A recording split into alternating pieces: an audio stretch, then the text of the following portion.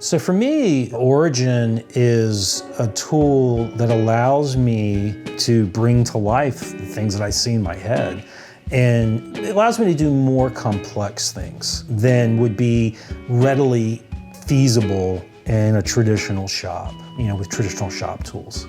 You're still gonna need hand tools to do things. You're still gonna need your table saw. It's a complementary tool to what is already in my shop, and it's also something that expands the capabilities of the tools in my shop.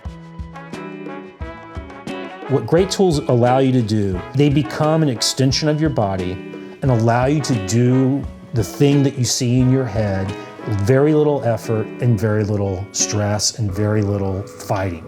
And Origin is like that. It allows me to do what I want to do, and it doesn't get in the way.